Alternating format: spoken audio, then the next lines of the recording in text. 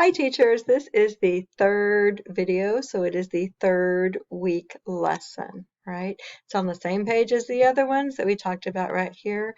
Remember those scaffolds for your ELLs are down here at the bottom, as well as some academic supports for students and some learning supports if you need some help with online instruction. So the last one down here, our topic is you are an artist. Our TEKS is right here. Our studio habits of mind, we moved on over to express, and our essential question is why are original artworks important to create? So our project here is the mandala, and we're looking at creating one. And this one has a lot of freedom. Students can use recycled objects to make one. They can do, actually make a good old-fashioned one on pencil and paper. Maybe they want to go outside and do it in nature. There's a lot of different things that they can do. So when you do the lesson with them, you want to stress that there's a lot of different ways to do it, and any one they want to do is fine. For our engagement, our monitoring over here, of course, they need to submit it to you in Google Classroom, and then we're also using Flipgrid. So our project, our lesson is here, and it's You Are an Artist. So this is something that's a little bit new, and if you see down here at the bottom, this is from Pear Deck. This is an add-on that you can use with Google Slides, and it's made for that. This was already pre-done, that all I would have to do is take this star down here, and when I go over that it disappears, but it's down there, and move it to where I'm feeling. If I'm in a good space and I can focus, or over here that kind of in the middle, or over here that I'm having a really tough time. And this is for your students to do a check-in. So when you use this with your students, I will do a video and show you how to put this in from your own into it, because if you leave this one in there, this is off of my account, and your student data is going to come to me, and you don't want that. You want it coming to you. When you do this, you can see what your students that are kind of maybe having a tough time right now, all right, because they've been home a lot. They're online, getting an online instruction now. They want to be back and hang out with their friends, and it can be really tough on some of our students. And so this is a good thing to kind of help you gauge which ones you really need to be looking closely at to see what you can do to help those students. Again, that was Pear Deck. Here is our TEKS, and our studio habits of mind are right here. And we're looking at Express, so I kind of did this a little bit different way this time, trying to come up with some different each week for you. And of course, I used a different theme in Google Slides just to make it visually more interesting for our students, and it gives them examples at the same time. Anything that we can do while we're teaching online to increase student engagement is a good thing. So here's our essential question. And here goes into a definition, because some students might know what these are and some students might not. So it's important when you teach this lesson that you kind of teach them, and there's some examples that are used right here.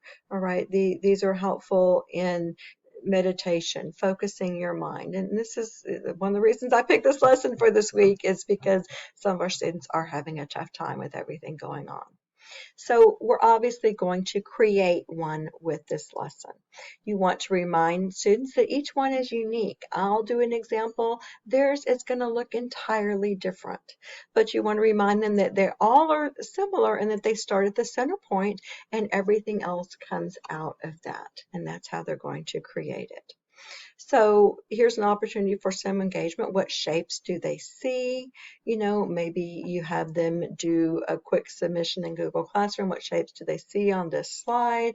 There's some hearts here. We have some rhombuses here, as well as triangles. There's circles, obviously. So there's different things that they can do when you get down here. We actually have a square if you're looking at it from this side. So different things you can see. That square is right here in the middle of this one.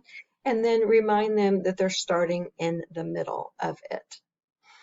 So there are a lot of different ways that they can do this assignment. This is one of the great things about it.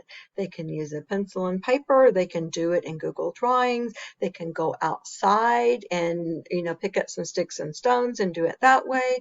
They can use recycled materials inside. They can sit down and do it on their dinner plate with their food. I don't care. Mom might not like that, but you decide. But there's lots of different options on this, and so it's important to give them different options and to show them different options.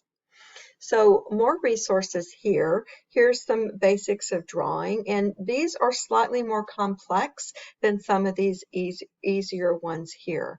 Obviously, this is one lesson that's for kindergarten through 5th grade, and so there is a huge array of abilities in that grouping. So you want to provide some choices that are going to be easy to be done by kindergarten and 1st graders, so they'll be successful.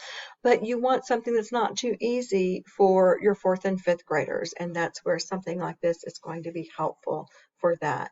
Your students can choose to look at these videos or not. It's totally up to them, because this slide, you'll teach the lesson online by making a video, and then you'll also have the Google slide that they can go back through and look at for resources.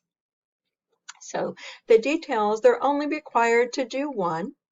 They're going to choose how to make it. That means if they're going to do it, maybe they're going to do it with chalk outside. Maybe they're going to pick up some things in the yard and do it outside.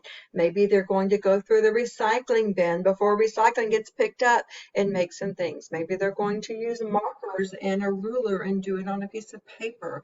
Maybe they want to try their hand at using Google Drawings. There's so many different options that they have. And so remind them of what those things are. So here's one that is a little bit more advanced than that.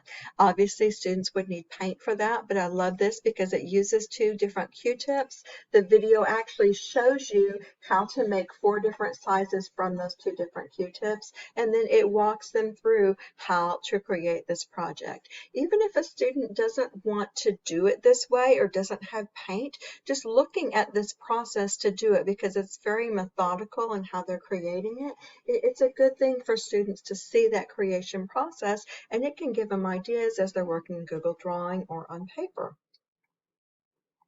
Another thing, I came across this, I thought this was a great idea, because this of course is an apple slicer, and if somebody needs a tool, this is a great one. You can buy them at the Dollar Tree. You might have one at home. I know I do, but it's a template for you right there.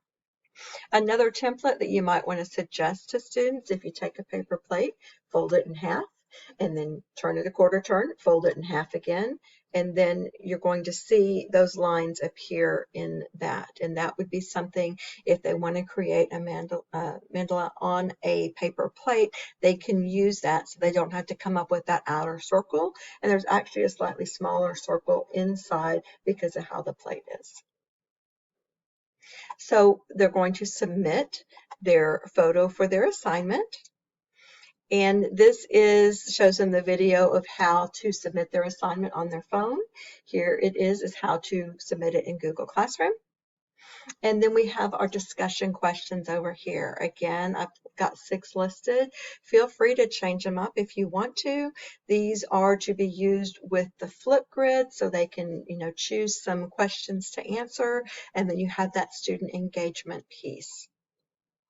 So when you do this lesson and you include Flipgrid, you're going to have to put your own Flipgrid information on here. My link is not on here yet because, again, I don't want your student data. I want you to have your student data. So you'll just set up your Flipgrid, ask your question in it, and have it there.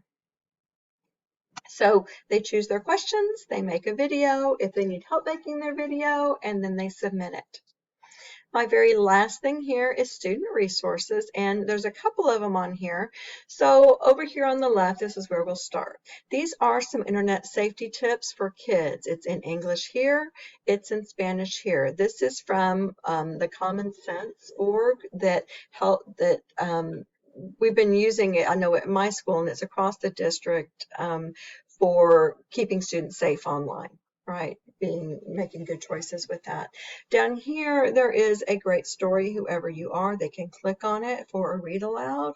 And then over here is some kids yoga that maybe a parent wants to do something with the students. It has different animals in it. And so these are things that they can do to help further the lesson at home. And then of course, this is what I use to make this presentation. And let's get out of that. Go back over here to the lesson. This was the final one I've done, the first 3. So again, you're going to make your own video like this. I encourage you to do like I've done up here at the very top of my screen, so they can see your face, and that's going to help engage them. And then you've got the screenshot of the rest of your lesson. You'll explain it. You'll already have your links for your Flipgrid in there and a way to contact you if they have a question. If you have a question, feel free to contact me, and good luck with your lesson.